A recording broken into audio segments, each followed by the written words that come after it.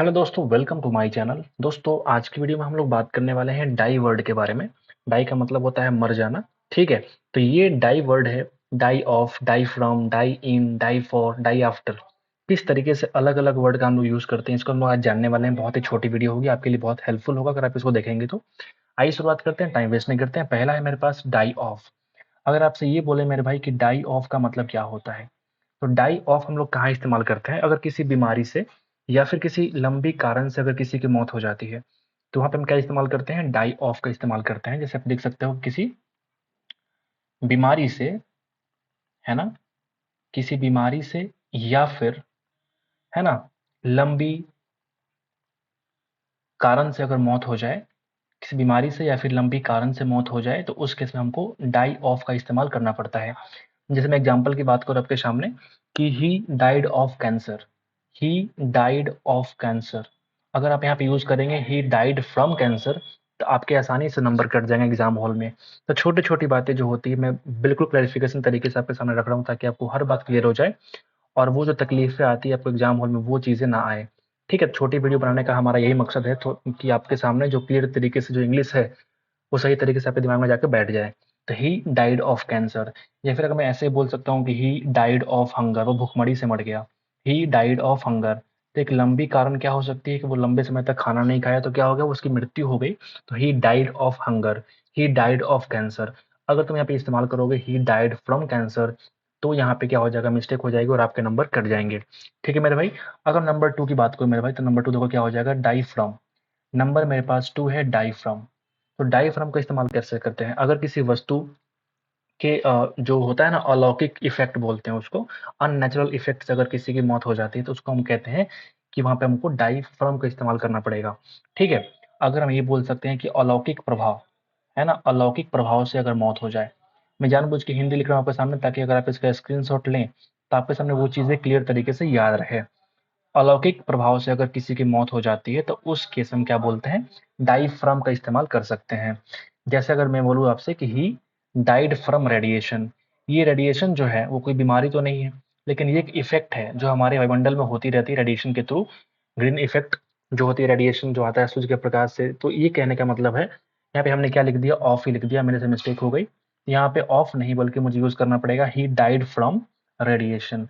वो रेडिएशन से उसकी मृत्यु हो जाती है, तो क्या है, यहाँ पे एक अलौकिक इफेक्ट से उसकी मौत हो जाती है। अगर हम नंबर तीन की बात करें मेरे भाई, नंबर तीन देखना क्या हो जाएगा। नंबर तीन मेरे पास है die in. Die in, die इन का मतलब होता है, अगर किसी घटना में या फिर दुर्घटना में किसी की मौत हो जाती है, तो उस केस में हमको डाई इन का इस्तेमाल करना पड़ता है। ठीक है, दुर्घटना में किसी की मौत हो जाए, दुर्घटना में अगर मौत हो जाए, तो उसको हम क्या करते हैं, उसको हम यूज करते हैं डाई इन।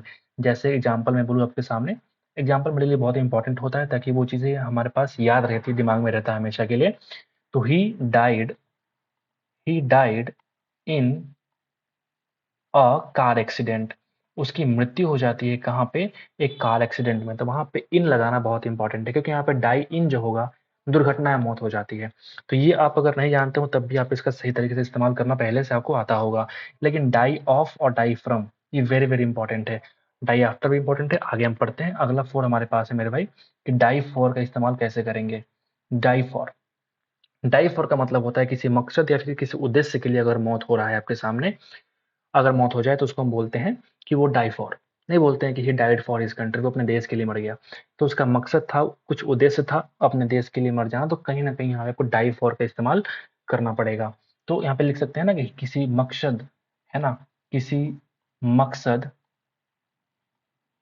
या उद्देश्य, किसी मकसद या उद्देश्य के लिए मौत अगर हो जाए किसी की, तो हम क्या बोलेंगे मेरे भाई, डाई फॉर। एग्जाम्पल क्या लिखेंगे बताइए, ही डाइड फॉर, एग्जाम्पल लिखो, he died for the, he died for the country, नहीं बल्कि freedom, he died for the freedom of the country. वो देश की आज़ादी के लिए क्या हो गया, उसकी मौत हो गई। तो यहाँ पे कहीं ना कहीं एक उद्देश्य था उसके मन में, एक मकसद था कि मुझे मर जाना इस चीज के लिए, आज़ादी के लिए। तो वही died for the freedom of the country. अगर हम नेक्स्ट की बात करते हैं मेरे भाई, ठीक है,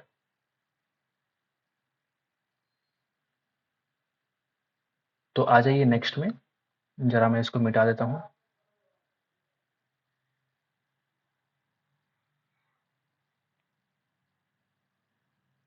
ज़्यादा हो गया ना, होल्ड करिए। मुझे पावर पॉइंट का उतना भी नॉलेज है नहीं, मैं कोशिश कर रहा हूँ अपना बेस्ट। ठीक है, कोई बात नहीं। मैं देखता हूँ हमारे पास एक और वर्ड बचा हुआ है, वो क्या है मेरे भाई? 5 नंबर। 5 नंबर जो है वो डाई आफ्टर। क्या बोलते हैं उसको? Die after. ठीक है। डाई आफ्टर का मतलब क्या होता है? जैसे ललायत होना, किसी चीज़ के लिए पागल हो जाना, उसको हम बोलते हैं डाई आफ्टर। नहीं बोलते हैं कि पीछे पागल हो जाना, किसी चीज़ के पीछे पागल होना, उसी को हम कहते हैं डाई आफ्टर। नहीं, जैसे you should not die die after money नहीं बोलते हैं, तुम्हें पैसों के पीछे पागल नहीं होना चाहिए, ललायत नहीं होना चाहिए, you should not die after money. तो एग्जाम्पल लिख लो यहाँ पे कि you should not die after money. You should not die after money. यहाँ पे डाई आफ्टर का मतलब होता है किसी चीज़ के पीछे पागल होना, तो you should not die after money यहाँ पे आपको यूज़ करना पड़ेगा। तो उम्मीद करते हैं कि आपको समझ में आ गया होगा कि डाई का हम लोग इस्तेमाल कैसे कैसे कर सकते हैं। Die of, die from, die in, die for और डाई आफ्टर। हमने हिंदी में आपके सामने लिख दिया ताकि वो चीज़ें आपको समझ में आ जाए, दिमाग में थोड़ी देर के लिए बैठ जाए। 5 मिनट 6 मिनट की वीडियो होते हैं मेरे भाई, अगर आप इसको देखते हैं तो बिल्कुल फ़ायदा होगा। ठीक है, आप ऐसे फालतू में कितने सारे वीडियो देखते होंगे, 5 मिनट में मुझे लगता है कि थोड़ा भगा दीजिए, 2 मिनट 3 मिनट में ख़त्म कर लीजिए, 1.5 के स्पीड में देख लीजिए। ये आपके लिए बहुत बेनिफिशियल होगा अगर आप ऐसे एक एसएससी के एस्पिरेंट है तो मेरे भाई। ठीक है, ये हमारा नोट्स का ये पार्ट है, हमने इन सबको नोट्स बना रखा है इस तरीके से। Thank you so much for watching the video, मिलते हैं आपसे अगले वीडियो में। Thank you so much.